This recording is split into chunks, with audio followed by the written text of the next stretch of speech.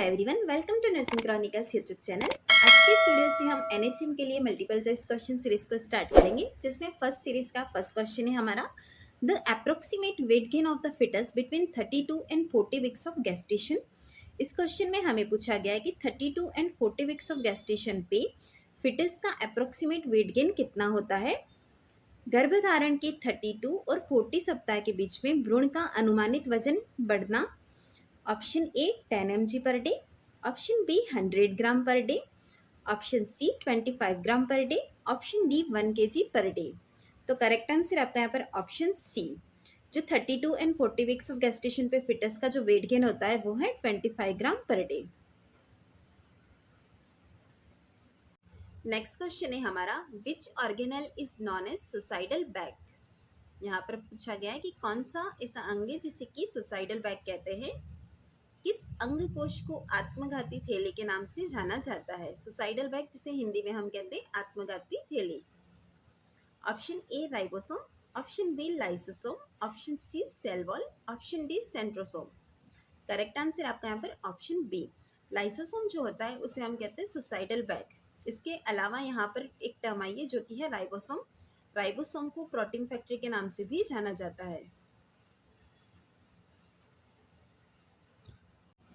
Next question है patient with diabetes will need which parameters monitored on a more frequently basis। Diabetes वाले patient के अंदर कौन सा पैरामीटर है जिसे कि मोर फ्रिक्वेंटली बेसिस पे मॉनिटर करना होता है। मधुमेह के रोगी को किन मापदंडों की अधिक बार निगरानी करने की आवश्यकता होगी। Option A heart rate, option B eyesight, option C blood glucose, option D urea level.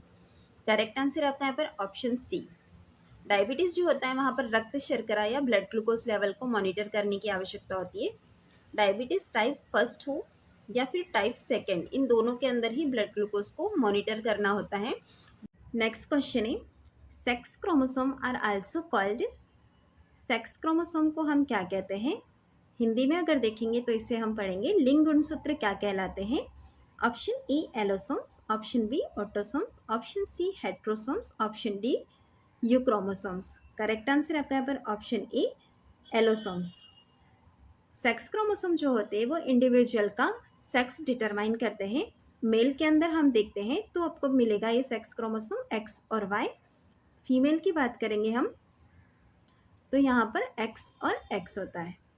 Next question है one of the acute complication of diabetes mellitus is. Diabetes mellitus का एक्यूट कॉम्प्लिकेशन क्या है। मधुमेह मेलाइटस की तीव्र जटिलताओं में से एक है। Option A diabetic foot, option B diabetic retinopathy, option C diabetic neuropathy, option D hypoglycaemia. सबसे फर्स्ट आपको देखना है कि यहाँ पर जो कॉम्प्लिकेशन पूछा है वो है एक्यूट। करेक्ट आंसर होगा आपका यहाँ पर ऑप्शन डी हाइपोग्लाइसीमिया। हाइपोग्लाइसीमिया जो होता है वो डायबिटीज का एक्यूट कॉम्प्लिकेशन है। इसके अलावा diabetic foot, diabetic रेटाइनोपैथी, diabetic neuropathy भी डायबिटीज मेलाइटस के कॉम्प्लिकेशन है, लेकिन ये जो होते हैं वो क्रॉनिक स्टेटस में देखने को मिलते हैं। नेक्स्ट क्वेश्चन है what is the cause of anuria. Anuria का कारण क्या है। Anuria means absence of urine production. Option A gastritis, option B renal failure, option C fever, option D appendicitis. Correct answer आपका यहाँ पर option B renal failure. Renal failure की वजह से एन्यूरिया देखने को मिलता है आपको। नेक्स्ट क्वेश्चन है long term control of blood sugar is assessed by estimation of. Blood sugar का लॉन्ग टर्म कंट्रोल होता है, हम उसे असेस किस तरह से करते हैं, उसका जो एस्टिमेशन है हम किस टेस्ट से करते हैं। हिंदी में इसका देखेंगे रक्त शर्करा के दीर्घकालिक नियंत्रण का आकलन निम्न में से किस अनुमान से किया जाता है। Option A fasting blood sugar, option B random blood sugar, option C HbA1c, option D postprandial blood sugar.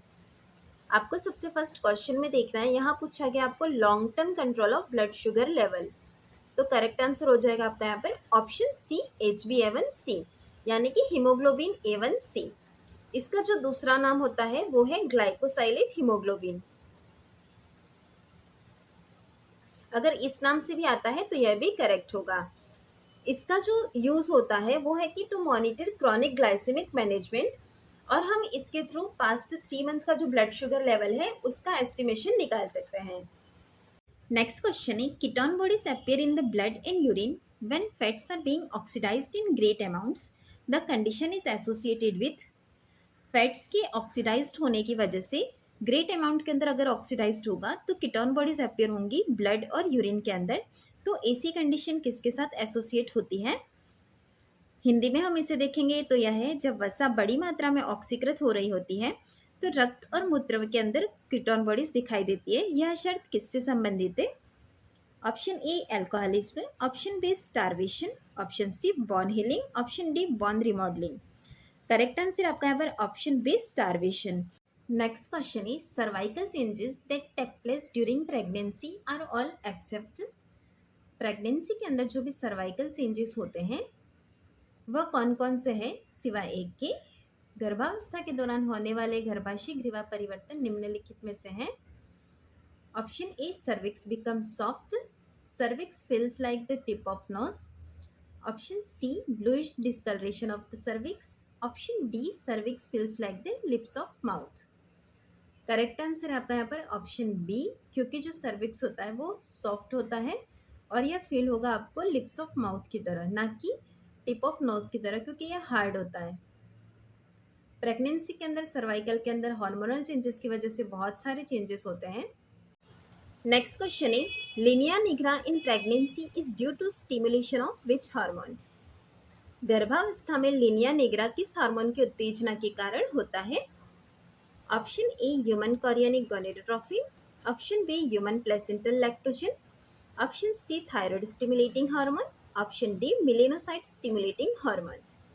Correct answer है आपका यहाँ पर option D melanocyte stimulating hormone. Linea nigra जो है उसे आप प्रेगनेंसी लाइन भी कहते हैं। यह जो प्रेगनेंसी लाइन होती है वह 3 हार्मोन्स पे डिपेंड होती है। एक तो है मिलेनोसाइन स्टिमुलेटिंग हार्मोन, एस्ट्रोजन और फिर है प्रोजेस्टेरॉन। लिनिया निग्रा बेबी के बर्थ होने के बाद कुछ मंथ के बाद यह फेड भी हो जाती है। नेक्स्ट क्वेश्चन है which of this is a sign of previous childbirth. हमें यहाँ ऑप्शन में कुछ साइंस दिए गए, उसमें से कौन सा ऐसा है जो कि प्रीवियस चाइल्ड बर्थ को इंडिकेट करता है? इनमें से कौन सा पिछले बच्चे के जन्म का संकेत है? Option A rigid abdomen, option B ovoid uterus, option C conical cervix with round external os, option D gaping introitus. Correct answer है आपका यहाँ पर option D gaping introitus. Gaping introitus जो होता है उसके अंदर यह कंडीशन होती है कि वेजाइनल ओपनिंग थोड़ी सी वाइडर होती है, जो कि इंडिकेट करेगी आपको प्रीवियस नॉर्मल वेजाइनल डिलीवरी हुआ है। नेक्स्ट क्वेश्चन है on which of the following areas in nurse would expect chloasma. Pregnancy के अंदर जो आपको क्लोइज्मा दिखाई देता है वह कौन सी एरिया में अपीयर होगा? निम्नलिखित में से किस क्षेत्र में एक नर्स क्लोइज्मा की अपेक्षा करेगी? Option A breast, areola and neck, option B chest, abdomen and arm, option C cheeks, forehead and nose, option D abdomen, breast and thigh. Correct answer आपका यहाँ पर option C cheeks, forehead and nose. इन तीनों ही जगह आपको क्लोइज्मा देखने को मिलता है। इसके अलावा अपर लिप्स का जो पोर्शन होता है वहाँ पर भी देखने को मिलता है। क्लोइज्मा जो है उसे आप प्रेगनेंसी मास्क कहते हैं।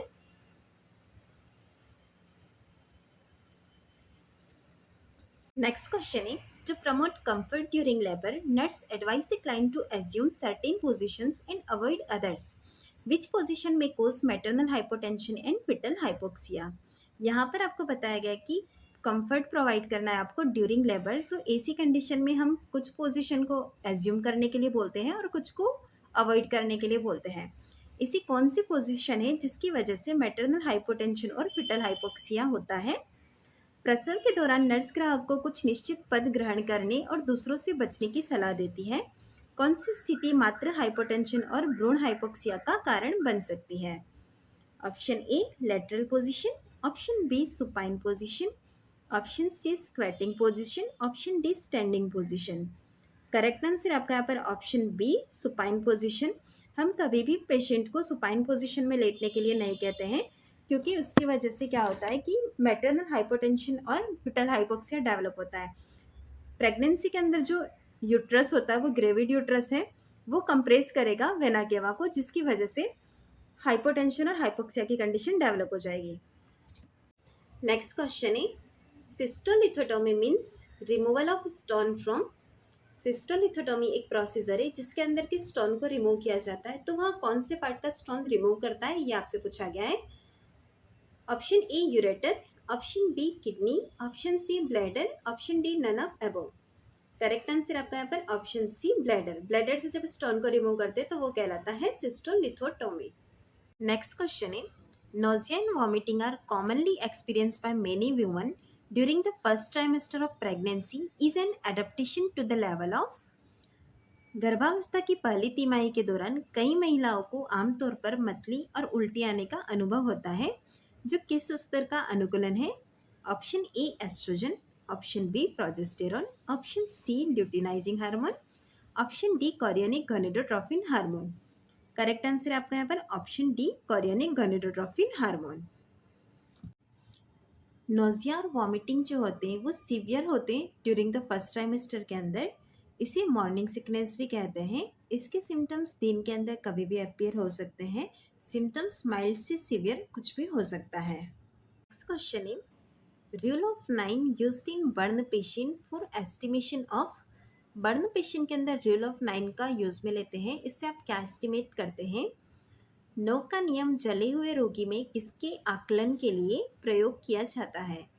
Option A dehydration, option B burn depth, option C burn injury, option D burn percentage of TBSA यानी कि टोटल बॉडी सरफेस एरिया।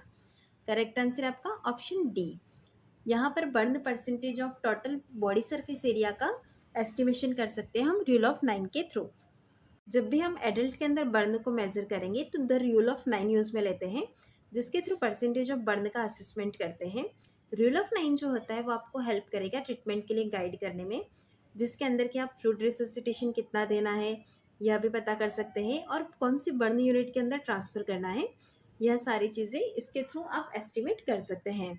यह था आज का हमारा फर्स्ट सेशन। मिलते हैं नेक्स्ट वीडियो में।